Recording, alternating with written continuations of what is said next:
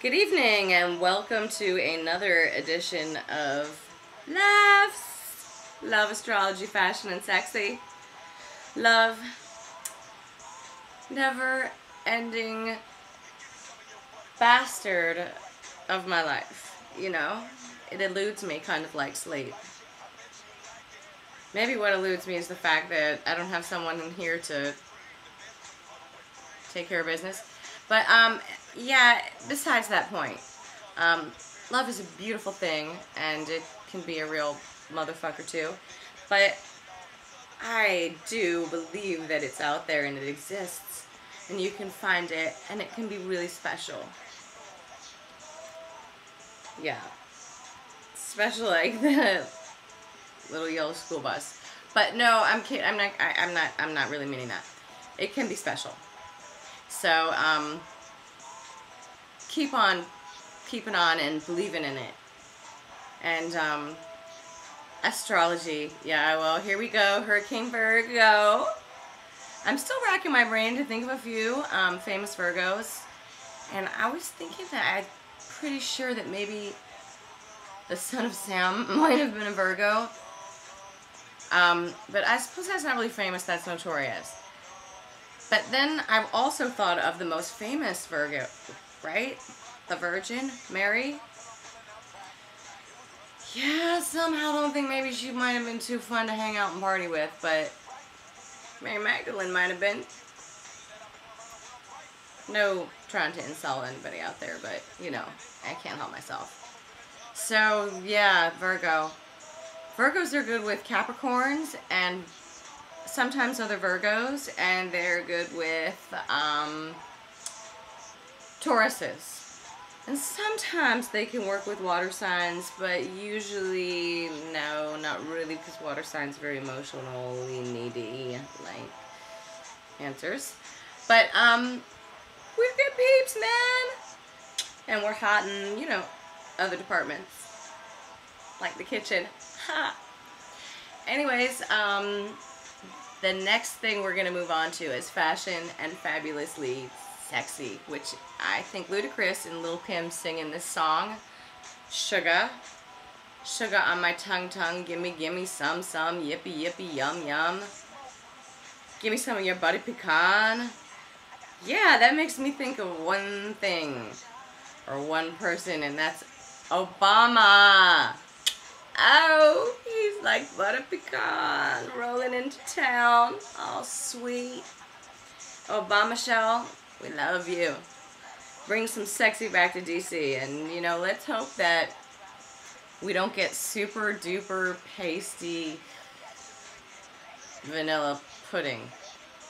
That looks like it's like the diet kind of vanilla pudding. Ugh. And Capital Barbie and the ex-beauty queen from Alaska.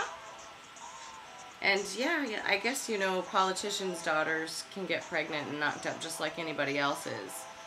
And I think that forcing her to get married really doesn't set a good example to people that are truly Christian, like, are at least independent and think that girls and women should have their own choices. You know, that's kind of young to be having to be chained to matrimony.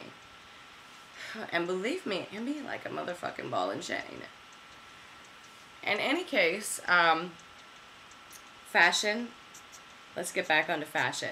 Fashion's gonna be fashionably hot and sexy when Obama rolls into town. Hell yeah! So that brings us to sex and sexy. Well, sex, I could go on and on and on about that. Like, it just depends. I could turn into Dr. Ruth and, like, start talking to you about things like that, but I won't.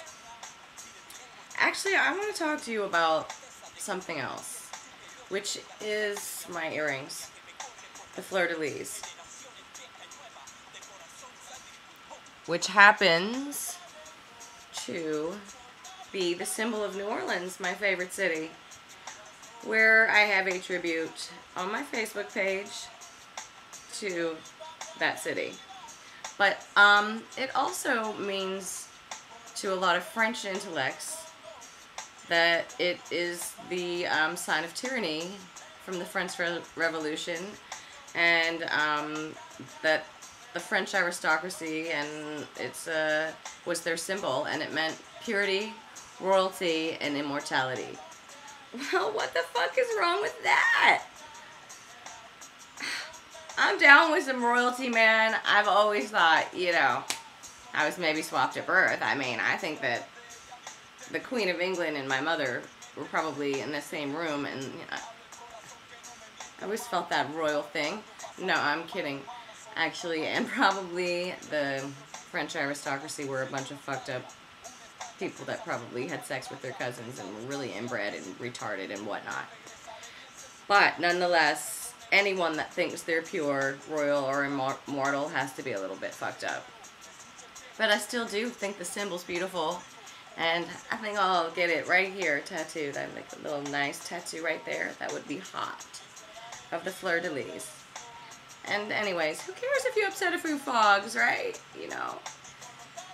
No disrespect. Peace to all. Except for you, George and Dick. And, but peace to all my friends. And I hope that, you know, if I insulted anybody tonight, it wasn't too much. It's all in fun. Good fun. And, anyways, kiss out to all you cute little frat boys, too. Love ya.